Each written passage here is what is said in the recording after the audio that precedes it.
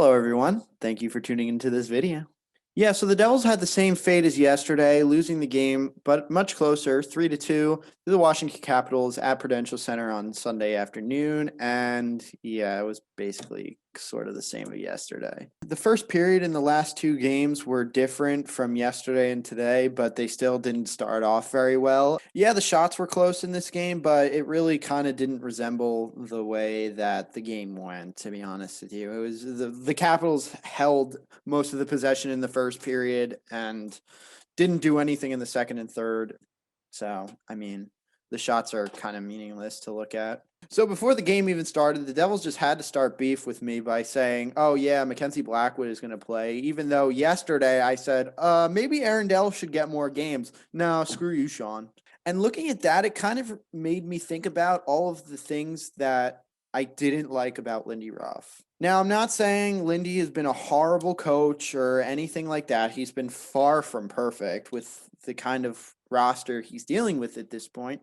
But I think there are some things where I would have done differently and changed a couple of things here or there. And it really hasn't been all season. It's just really been within the last week and a half. So the first thing is Mackenzie Blackwood today. There is absolutely no reason whatsoever that Mackenzie Blackwood should be playing 2 games in a back-to-back no matter what is on the line. You know what? Maybe if we were in like playoff implications in like late April or May and he needed to start the second game of a back-to-back, even though he started the first game, I can understand that. But the Devils are dropping in the standings. I mean, maybe they'll pass Buffalo eventually, but this team's not good. So there's absolutely no reason to be burning out Mackenzie Blackwood when he's 24, 23 years old in a meaningless season. Absolutely no room for that. And another thing is sitting Ryan Murray because of poor defensive play. He was a healthy scratch for the second straight game this year.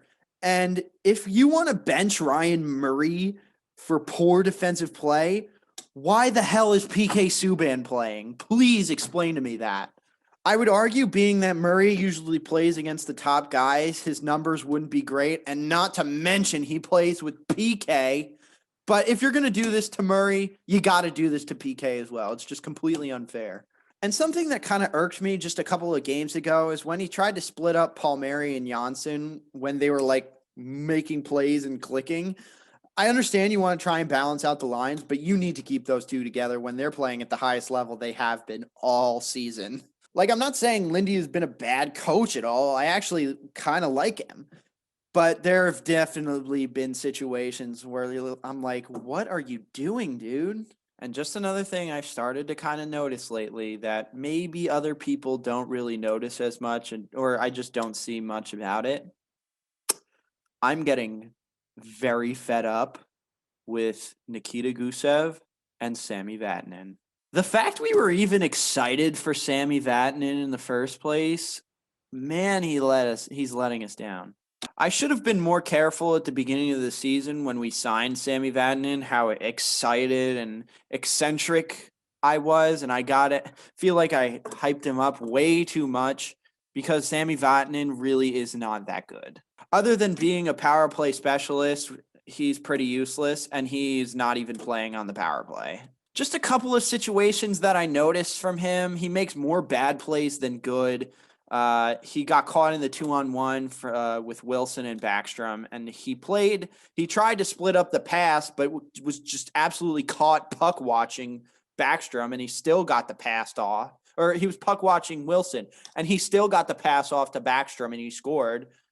That you got to tie up the man. You can't just try and anticipate a pass and pick it off. You have to take his stick, take the man. And not just that, he's just making like dumb outlet passes that don't even hit sticks and just flipping it up the boards, shooting it down for icing. And it's just like, Sammy, come on now. And Nikita Gusev, do not even get me started with this guy. Ever since I've been noticing like the little things, whenever they're on the ice, I start to like watch them specifically and see like what they do and maybe what they think at times. And man, Nikita Gusev looks just completely puzzled out there. I remember one play specifically. I don't remember when it was. He was in the defensive zone. His line was in the defensive zone. And The puck was coming around the boards to get cleared out. Gusev was there on the end board to get it, mishandled it, and turned it over, and I believe it led to a goal. No, I'm mistaken. It didn't lead to a goal against, but this next thing that he did. Right before Ovechkin's goal, Bratt has it on like the near boards, gives it to Gusev, and he has a clear-cut shot to the net, clear open lane. He tries to stick handle and gets it poked away, and they go the other way, 3-on-2, and Ovechkin just wires one by Blackwood. Like, Gusev is trying to do too much, and it ends up costing him. He's trying to make all these little plays, and he just needs to stick to like the basics. I try to give Sammy and Gusev the benefit of the doubt a lot, but like when I started to actually like keen in on them a lot of the times during their shifts, they just continue to prove me right over and over again. And it sucks to say, and I wish they didn't, but that's the case. I wonder when time is up for either of those guys because they're on 1-year deals. But I mean, I feel bad for the suckers that trade anything for these guys.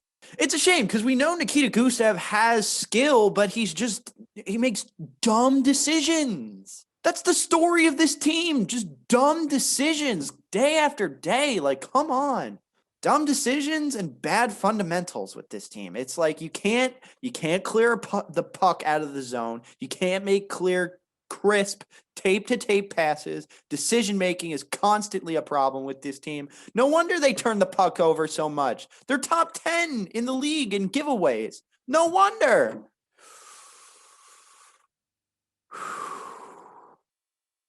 We're good. I know I say this over and over again because I need to remind myself, is that the Devils are not good. They are legitimately not good. They were on a hot streak to start the season. They played pretty well. They looked competitive, but they were never good. They were just playing hot. And I know I say that a lot, and I have to say it a lot because it toys with my emotions, and I'm sure it does with other people as well. But we just need to take a chill pill, relax. This is okay. This is what we thought of was going to happen in the first place. There's nothing wrong with that. And you know what? This is game 17 of the season. There is still a boatload more games, 39 more games. There's plenty of time if they want to turn it around. I wish I was better with graphics and on-screen movement and stuff like that and editing and whatnot, because I want to show you what the Capitals power play looks like and why it is so dangerous. But the main thing I can just tell you about it is their off the puck movement. Whenever it's usually Carlson who has the puck at the point and everybody else is doing their own thing. Oshie is usually in front of the net. Verana's down low by the line. Backstrom's to his right, and Ovechkin's, well, you know where Ovechkin is. But specifically in the third period, when the Capitals were on the power play, it was the Palmieri hooking penalty. I remember watching that Ovechkin was where he was at the top of the circle. Then he swung down to the goal line, bringing Bastian with him. That caused Oshie to go where Ovechkin usually goes. Then Vrana filled in for him. The 2-point men were Backstrom and Carlson.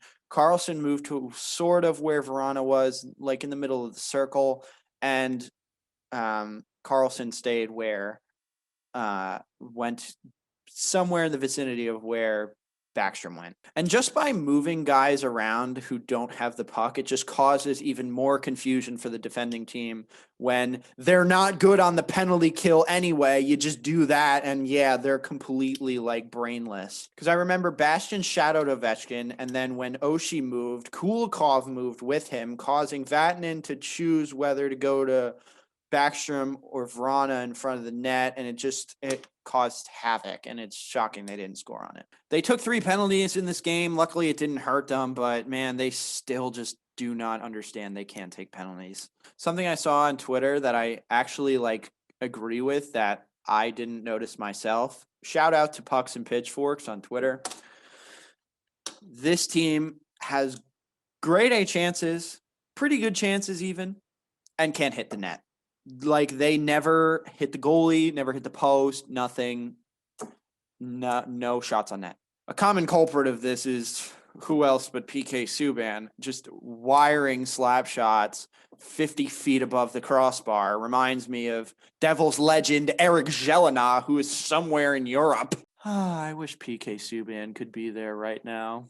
But similar to yesterday's video, we can't just end it on negativity. End it on a positive note. Round of applause for Maltsev and Sharon Govich. Secondary scoring coming through.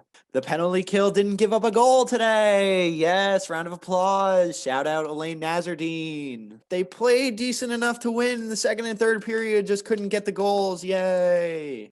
And last but not least, our 2015 first round pick, who is definitely not a bust, Pavel Zacha, now has a 10-game point streak with the likes of McDavid, Matthews, Scheifele, and others.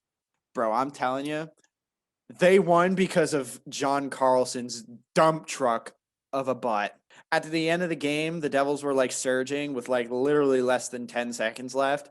Zacha gets it on net and it like finds Palmieri in front and he shoots it and John Carlson's butt blocks it from going into the net and the game ends and the Devils lost. I'm surprised more people aren't talking about this. John Carlson literally saved a goal with his butt. So now they've lost 5 out of their last 6, only beating Buffalo on Thursday, and quite frankly, it doesn't get any easier. Tomorrow marks the first day of March, and there's 17 games in 31 days, and I hope you are as ready as I am. Remember, we just want them to be competitive and just get better every game. That's all I ask, and if you do that, we're going to be set for the next couple of years.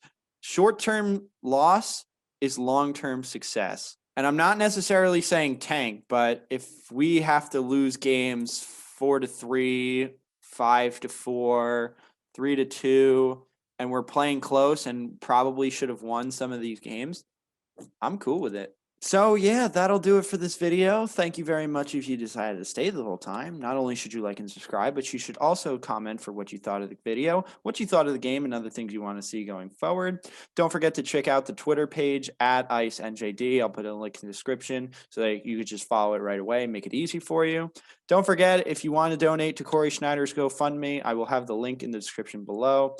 So go check that out. And with that said, I'll see you guys in the next video Tuesday against the Islanders. Hopefully we can get a better decision. But for now, let's go Devils. Sean out.